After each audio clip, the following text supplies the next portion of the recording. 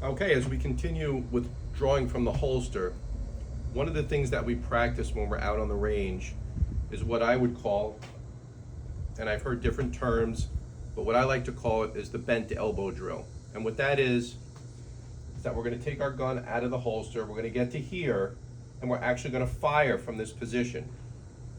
Now, why do we practice that? Well, not every situation is 5, 10, 15 feet. You may have someone right in front of you, and there is no time or room to get your hands together and get the gun out on target, where we would have to learn how to fire from this position. Now, in addition to just taking the gun out, bent elbow, and putting a round down range, right, we want to make sure that the gun is in the right position. And actually, I'm just gonna, hold on, I'm gonna grab my training gun.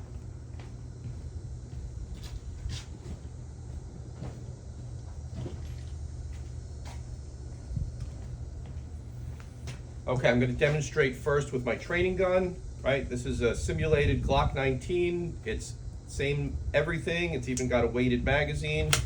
It does not shoot live rounds. It only shoots a red laser out onto the target. So it's safe to use while we're doing this demonstration.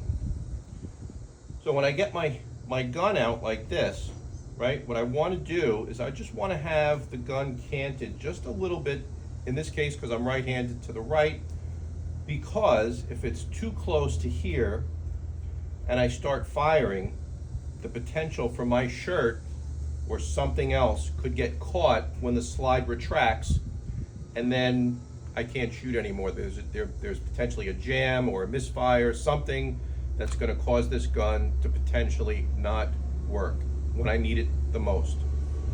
So I'm gonna come out of the holster, you're gonna see the gun canted just a little bit this way, and I'm gonna fire at the target. All the other rules of drawing from the holster are still in place, right? We're still gonna check over our shoulders, and we're gonna look the gun back into the holster. Now, here at this range, I have to have the target a certain distance from where I'm standing, so I can't practice with the target directly in front of me. So, word of caution, sometimes what I'll do is, especially if it's a student, I'll stand behind them and I will actually make sure that the gun is in the correct position to hit the target.